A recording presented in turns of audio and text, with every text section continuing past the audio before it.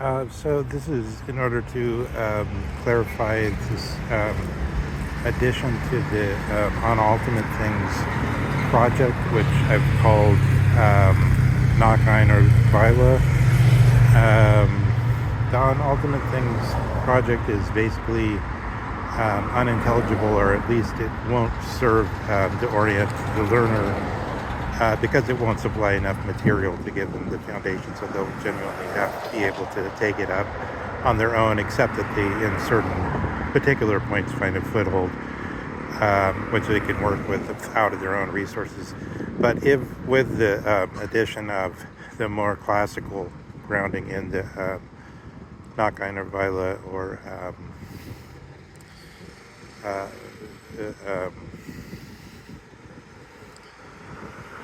in this text, which just a word on the title. The title says after a while, but it plays on the notion that the whiling, or the while, has taken the place of time in Dasein, or its Zorga.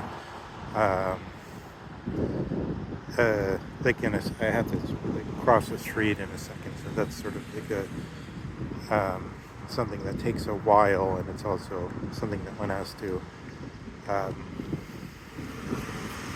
handle, or sort of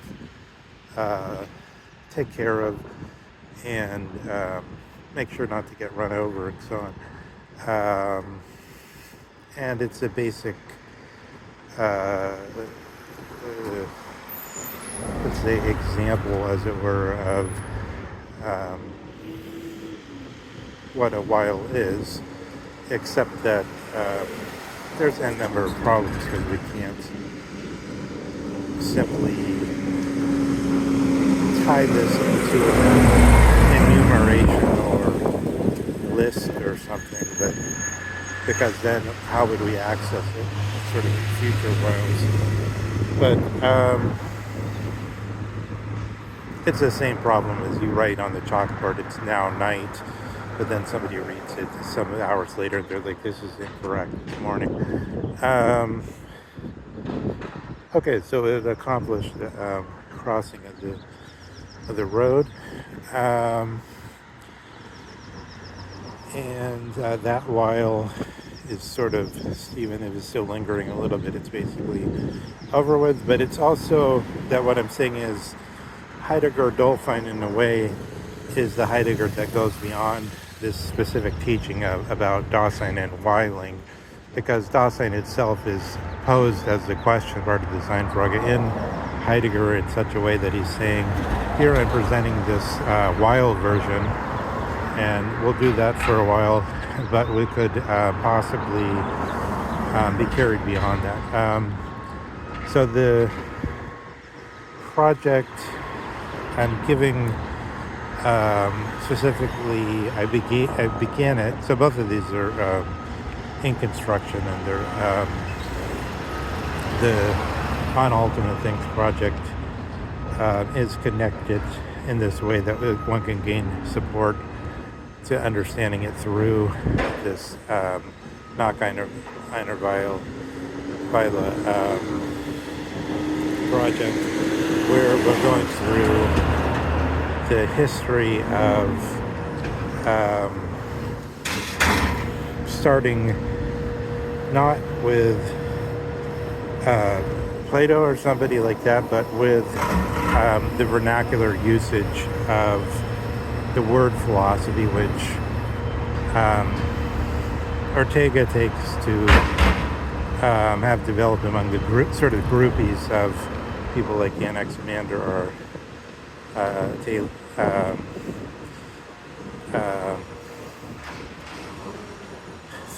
or Thales, and so on. This meaning, I'm not saying, so we have chronologically, we could sort of say because the philosophers didn't give themselves the name and didn't interpret the name immediately, but only a couple hundred years later, when Plato gave a specific definition to it as a production of knowledge of not Plato, but it just appears in he gives it to Socrates in the Euthydemus, and then we get another definition about more conservative principles of the laws of thought, identity, and so on in Aristotle. But these transformation specific versions, it's not clear that we could say, oh, the vernacular version is, as it were, the cave version, and then there's an ascent to these other versions. But the way it's given, it's as though existence itself doesn't tell us that we have to order it that way and say there's been an ascent from the first version to the other versions. But they could all also be sort of swirling all at the same time. And then I give some examples about how the original version is still sort of just investigating, lessing when he talks about truth. But truth and philosophy sort of are in lockstep. So investigation of truth, investigation of what truth is, investigation how to clarify what the word says or whether it exists. How to specify what the yardstick is and how to specify whether you've found this stuff. This goes along with philosophy, and he said one thing that we just have a drive to constantly investigate, but it doesn't have a goal or a completion state. That's one version which still remains totally within the grips of philosophy because it's guided by philosophy, whereas Hegel tries to sort of. Then the other thesis I'm propounding is the moment when philosophy props up, which I think we do pretty good by following Hegel's scheme of the rising sun and of the agathon, and finally the setting sun and the owl from Athens to Berlin, the Prussian Berlin of Hegel's day. We're talking about Hegel died in 1831, I think. That we do pretty good to see the span of sort of where Western thought about nous and philosophy happened. And what I'm saying is philosophy and the desire to attack or destroy the basic sorga, which philosophy is, happen at the same time. So there's constantly the desire to not just destroy in the sense of Auseinandersetzung or face up to, but let's sit on this sort of rickety, filthy bench for a second.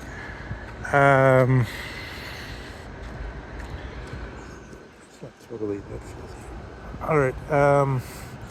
So I'm saying this philosophy and the desire to, as it were,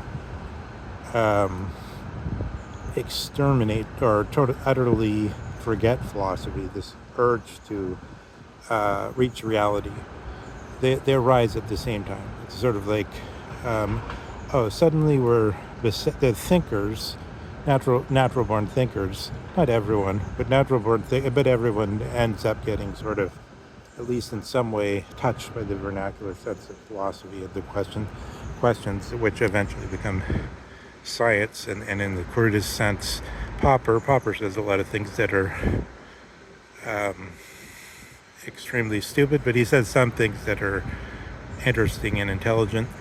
For instance, that Popper says that Plato, who, of course, in Athens was amongst the first and the greatest proponents of democracy, was supposedly actually in favor of tyranny and aristocracy, as though Plato were a sort of late 18th century aristocrat in France or something.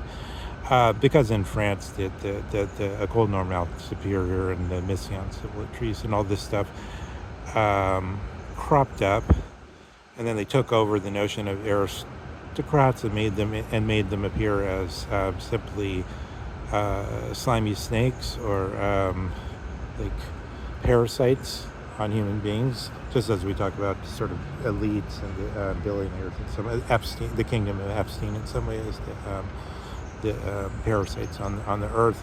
That's all that happens within the realm of the French Revolution and the liberalism in the sense of the post-French Revolution.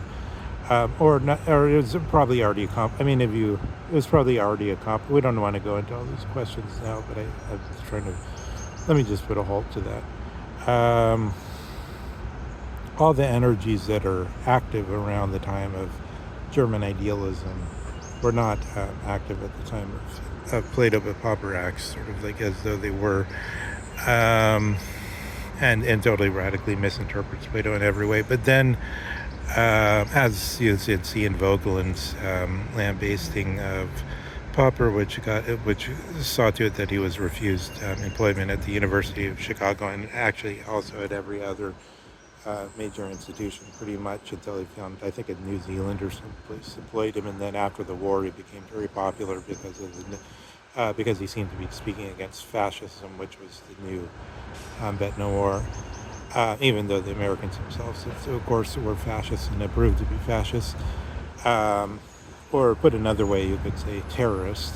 Like every American president since Roosevelt has been basically a terrorist. And probably Roosevelt induced, he probably got the Japanese to attack Pearl Harbor. I mean, he goaded them into it, provoked them. Because he was doing reparations, basically, in current lingo.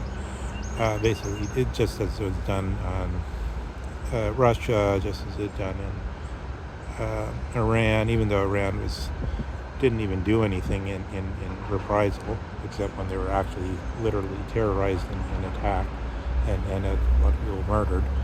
But in any case, I'm going basically on the notion that it's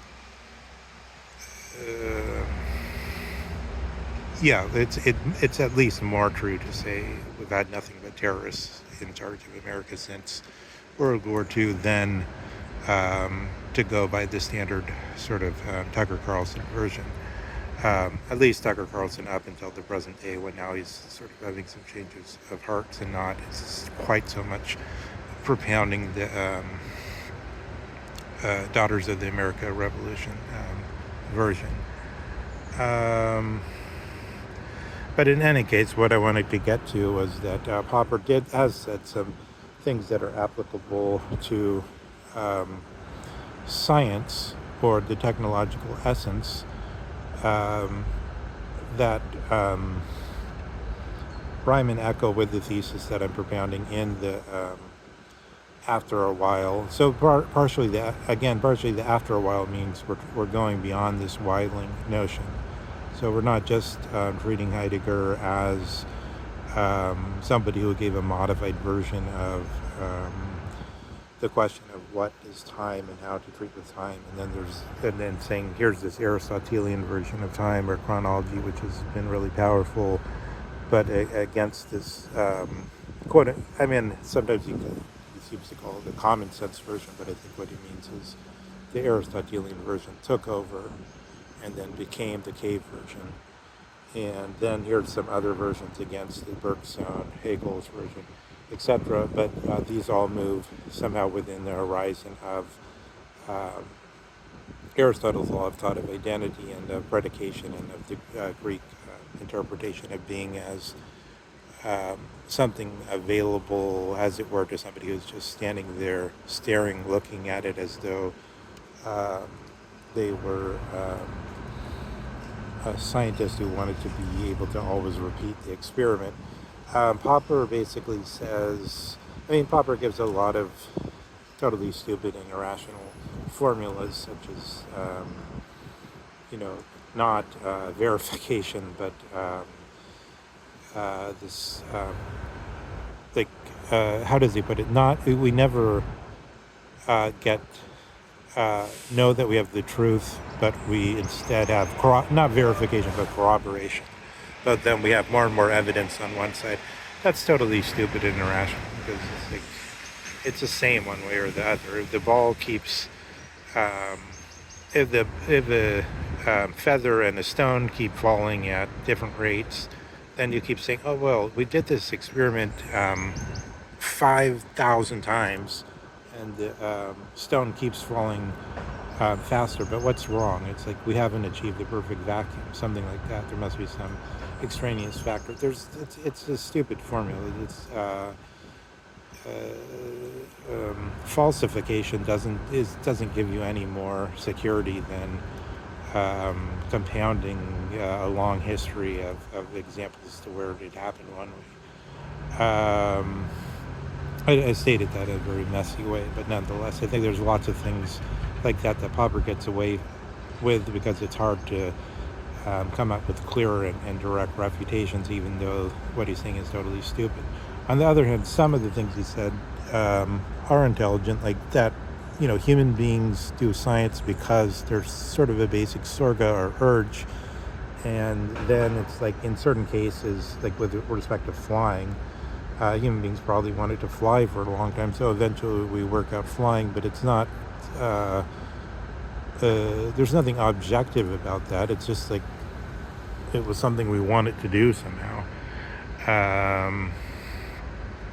It's the same with everything else. I mean, I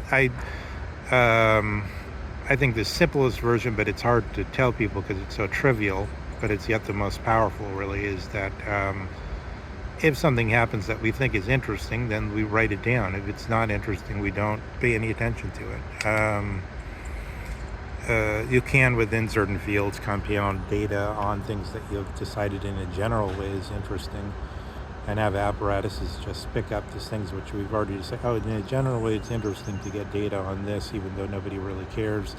But it's nonetheless, back behind it is some human, is some sorga or some Dasein position. But it's like this also, but so the general view, and the reason I go to Popper here is because the general view is philosophy became science, and not just in a sort of trivial way, but it took over all the basic concerns that were active in remote antiquity, like we're talking about in the Nach, einer, Weile.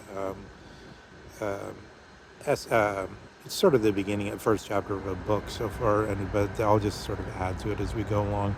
But it details, not taking at random, but sort of, I mean, others have done it more painstakingly, more thoroughly, shown all the sort of semantic field and usage around the word philosophia or philosophy, and how the people involved, how the early Greek thinkers of Plato, Aristotle, and all people throughout the tradition have understood it, this scholastics and so on. Of course, there's these big gaps where most people don't really go into it. Some people have studied more all these individual thinkers in between involving the academy as founded by Plato, going for 1,000 years after Plato, and then to the founding of the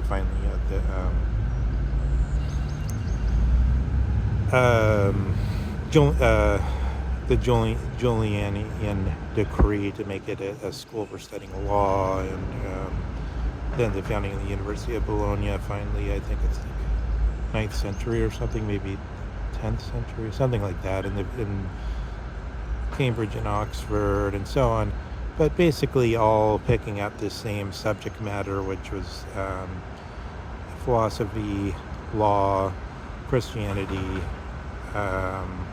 or theology, and then finally, eventually, it's transformed into the metaphysics of Newton and Galileo and so on, metaphysics of modern physical science. Under this, but still this connecting sorga, which I tried to show with Popper having it,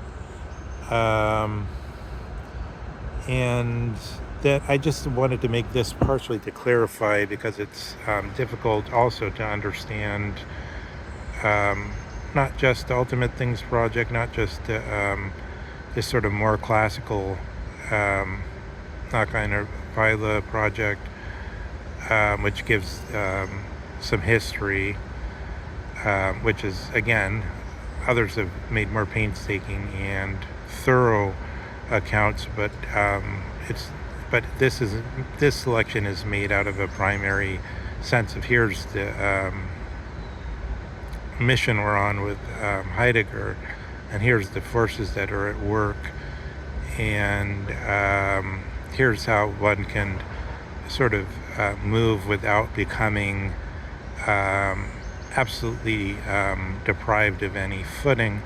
But it's, I would say one has to say it with Heidegger, where Heidegger's making a deconstruction of Aristotle, of Kant, of Descartes, he still makes those thinkers alive and part of his apparatus. So likewise, he's still moving, using the history of the way Dawson has had this intense struggle with the scientific life as his support. He doesn't, so it's as though without the support of the tradition, it's very hard to sort of see Heidegger's starting point just directly, but it always seems to be mostly seen in the light of going away from the Greek interpretation of being as presence to the Seinfrage. But could we go to the point of being, and then to present the Weiling as something which is a possible way where we're no longer either with the theoretical or the things that don't move, or the practical or the kind of knowledge that makes things move, but as it were some synthesis. And then where Nietzsche comes in partially is like to say, well, is this new way Heidegger's sort of demonstrating, is it, when Heidegger says this is a way or a path or a weg or a methodos, and we're on the methodos and not a halted place or something that doesn't change as against the things that do change. So it's neither theoretical or, the simple formula for that is neither theoretical knowledge nor practical knowledge that Heidegger's talking about. He tries to say here's something else, and it's a bit like and then he could be immediately refuted by the people that want to stick to the Aristotelian version of no contradiction according to being understood as something available, which could then be understood as an identity, which then could be understood as contradictory.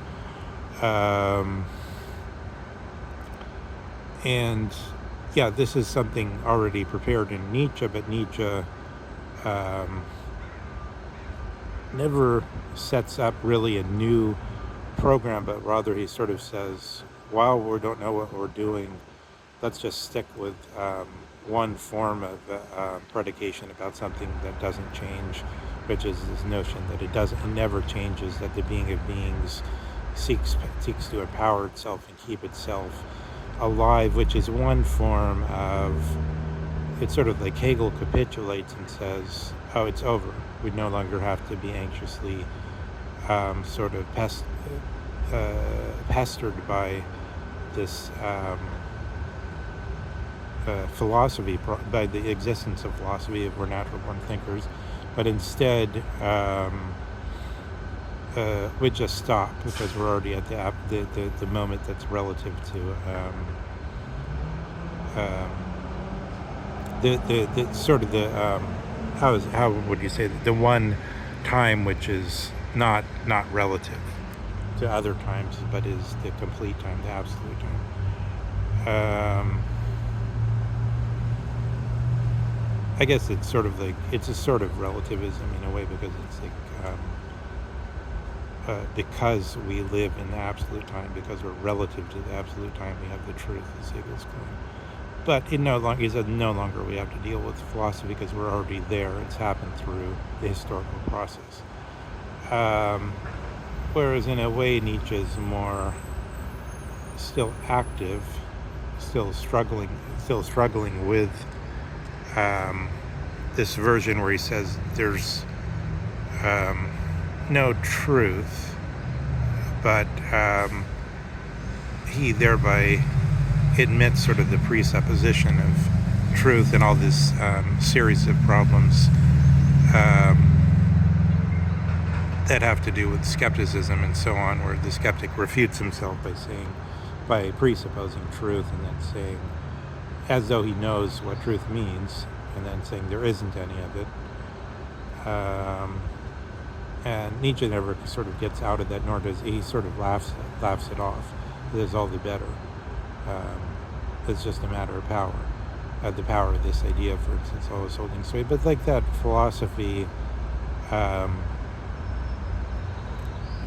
still holds sway in the form of science, really, as this claim to our surrogate energies are being channeled into something, and then into the Peter Thiel Antichrist or whatever. Somebody propounded this notion that what Thiel really wants is just certain forms of regulations, hands-off regulations, so that the people controlling the concerns or businesses that are putting forward AI will not be troubled by this horrible legal system we have. The legal system also is part of this essence, of course, because that's one of the law taking over is one of the major stages in this history. Justinian's decree, as I mentioned. But I think, there's a number of issues which might not be clear from the text itself, but okay, I'll leave it at that. The text is ongoing project, just as the Ultimate Things project is ongoing, and these discussion pieces which attempt to gloss those other pieces are also ongoing.